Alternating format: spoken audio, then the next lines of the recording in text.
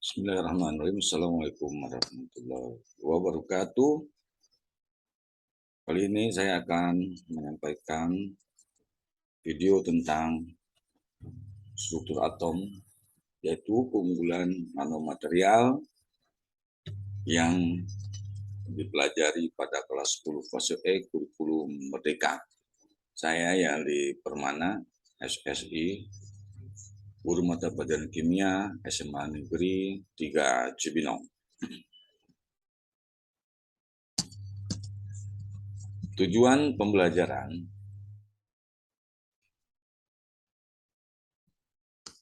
mendeskripsikan pengertian dan pentingnya nanoteknologi. Kita mulai dari pengamatan dan fakta-fakta yang ada pada saat ini, yaitu tentang lumpur lapindo yang ternyata setelah diselidiki banyak mengandung logam tanah jarang, yaitu logam-logam yang juga dikategorikan logam dengan struktur nanoteknologi. Potensi logam tanah jarang pada lumpur lapindo yaitu dideteksi oleh Badan Geologi, Kementerian Energi dan Sumber Daya Mineral yang mengungkapkan potensi kandungan logam tanah jarang atau rare earth yang berasal dari lumpur lapindo Sidoarjo, Jawa Timur.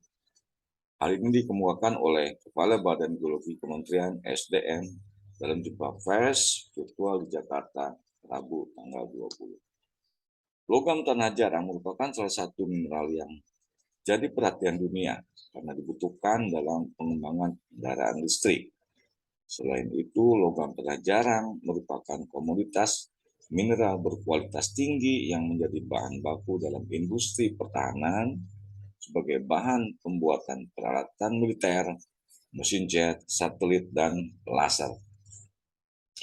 Merujuk yang disampaikan oleh Direktur Pembinaan dan Pengusahaan Mineral Kementerian SDM, ada 3 sumber potensi LTJ yang telah diidentifikasi.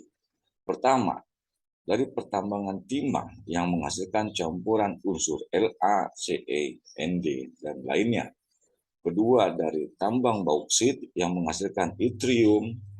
Ketiga, dari nikel yang masih dalam kajian memiliki potensi skandium. Jenis yang pertama paling memungkinkan untuk dikembangkan dan sudah banyak studi yang tersedia, sementara yang kedua dan ketiga relatif baru dan kemungkinan keekonomisannya masih merupakan tantangan. Penelitian sebelumnya mengungkapkan adanya silika dalam lumpur lapindo yang telah diproses menggunakan mesin ball mill untuk menghasilkan nanosilika. Silika ukuran nano ini berguna untuk memperkuat bahan bangunan, yaitu batako atau batu bara. Nanosilika yang berasal dari lumpur lapindo dicampur dengan semen masing-masing dengan perbandingan 50%. Pada penggunaannya sebagai bahan bangunan, ternyata hanya dengan komposisi 10% nanosilika dari berat total semen, maka kekuatannya bisa mencapai 2 hingga 3 kali dari desain batu bara atau batako yang dibuat tanpa nanoteknologi. Nanomaterial. Bagaimana konsep pembentukan material menjadi berukuran nano? Sintesis nanomaterial antara lain dapat dilakukan dengan metode yang pertama top down, yaitu sintesis secara fisika. Pada metode ini, partikel besar dipecah menjadi partikel berukuran nanometer. Kedua, bottom up, yaitu proses sintesis nanopartikel secara kimia dengan melibatkan reaksi kimia dari sejumlah material awal sehingga dihasilkan material lain yang berukuran nanometer. Konsep perubahan sifat material pada ukuran nano didasari oleh 2 aspek, yaitu ukuran material, luas permukaan material. Mari kita bahas satu persatu. Ukuran material. Kalian telah mempelajari bahwa salah satu sifat keperiodikan unsur adalah jari-jari atom. Ukuran atom ditentukan oleh jari-jarinya. Semakin pendek jari-jari atom, maka ukuran atom semakin kecil. Material yang merupakan gabungan atom jika direduksi menjadi skala nano dapat menunjukkan sifat yang sangat berbeda dibandingkan dengan apa yang ditampilkan pada skala makro. Contoh antara lain, tembaga adalah zat buram namun bisa menjadi transparan. Kedua, platina, bahan iner yang berubah menjadi katalis. Aluminium merupakan bahan yang sulit terbakar, ternyata dapat menjadi mudah terbakar. 4. Emas yang tadinya padatan dapat berubah menjadi cairan pada suhu kamar. 5. Silikon yang bersifat isolator ternyata dapat bersifat konduktor. Luas permukaan material. Material berskala nano memiliki luas permukaan yang relatif lebih besar jika dibandingkan material non-nano untuk massa yang sama. Hal ini dapat dijelaskan dari teori tumbukan yang akan kalian pelajari lebih lanjut di kelas 11 nanti. Teori ini menyatakan bahwa makin kecil ukuran material, menyebabkan jumlah sisi aktif material untuk bereaksi secara kimia menjadi bertambah. Bertambahan jumlah sisi aktif merujuk pada makin luasnya permukaan sisi aktif partikal. Material menjadi lebih reaktif secara kimiawi ketimbang material non-nano.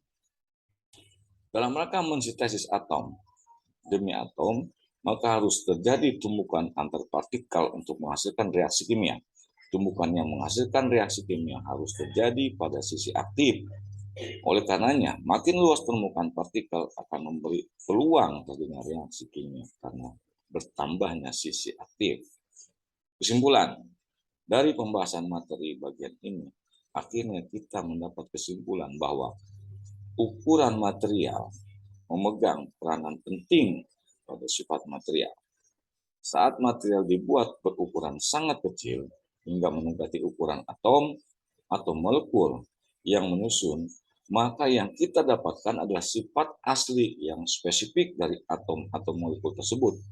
Nah, dan ini semakin jelas terlihat pada ukuran partikel kurang dari 50 nanometer, bahkan di bawah 10 nanometer. Demikian materi tentang nanoteknologi dan nanomaterial yang dapat saya sampaikan. Terima kasih atas perhatiannya. Assalamualaikum warahmatullahi wabarakatuh.